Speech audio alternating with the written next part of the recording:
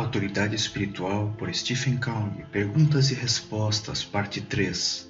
Restaurando a autoridade e a obediência.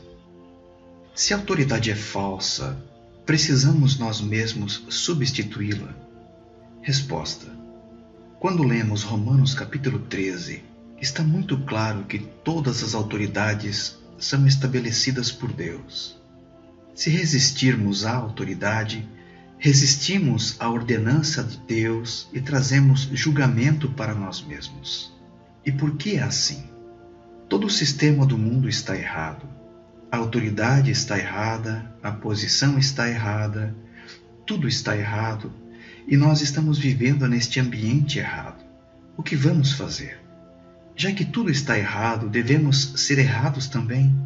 É aí que entra a glória do Evangelho.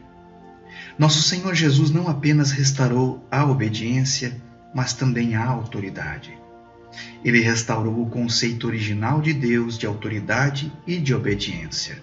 Por ter restaurado estas coisas, tornou-se o autor da nossa eterna salvação. Isto é, Ele está restaurando tanto a autoridade como a obediência em sua igreja. Portanto, Ele nos leva de volta para o princípio. Quando provocaram o Senhor a respeito do divórcio, disseram: Moisés nos permitiu o divórcio. E a resposta do Senhor foi: não foi assim desde o princípio. Com respeito à salvação do Senhor, Ele sempre nos conduz ao princípio, que é o princípio do significado de autoridade e obediência. Assim, no princípio, quando Deus delegou autoridade, era a sua autoridade.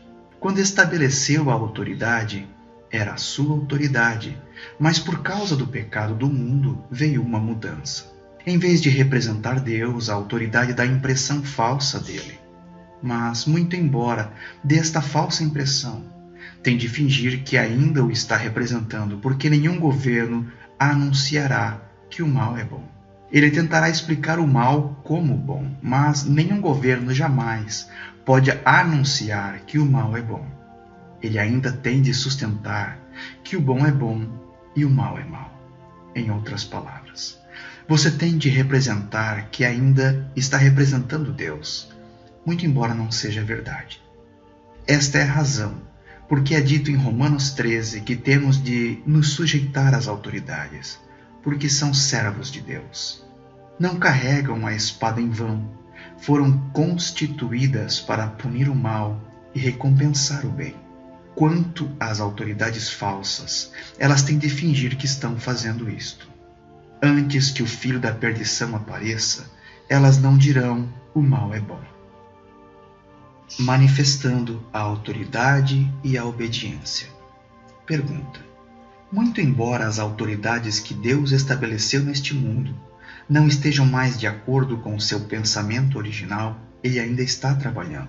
Ele não permite que estas coisas continuem indefinidamente.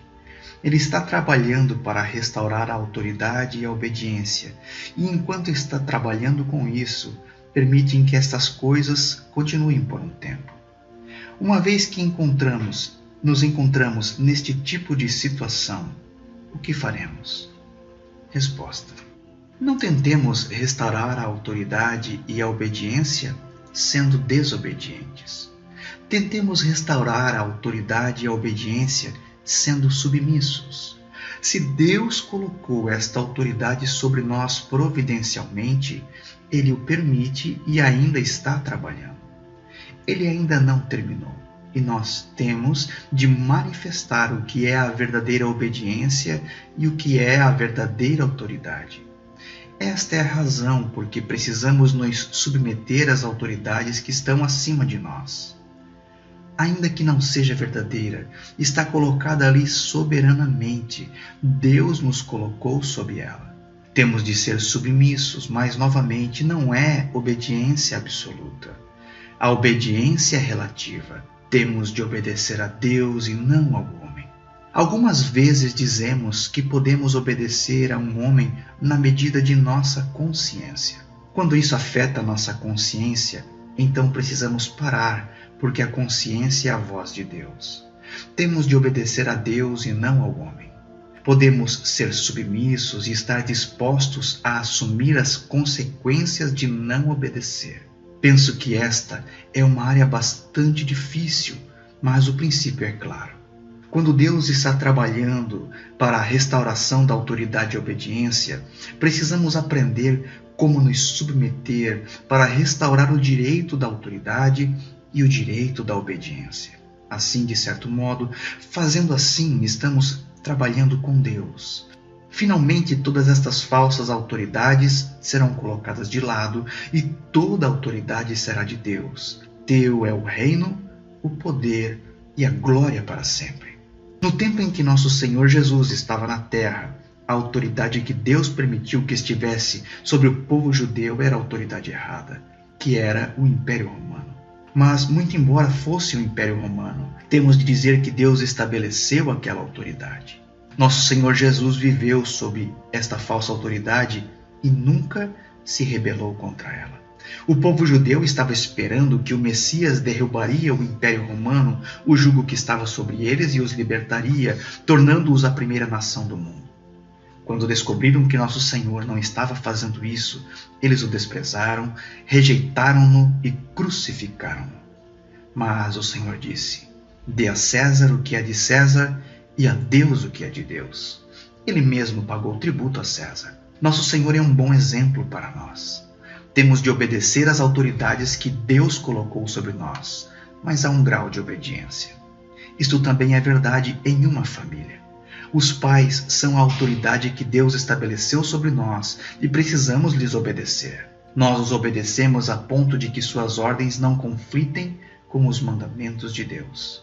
A mesma coisa é verdade na igreja. Deus pode levantar algumas pessoas para atuarem como anciãos e elas representam o seu governo na igreja. Mas, quando eles não estão sob a autoridade de Deus, então não tem qualquer autoridade para nos mandar fazer coisas.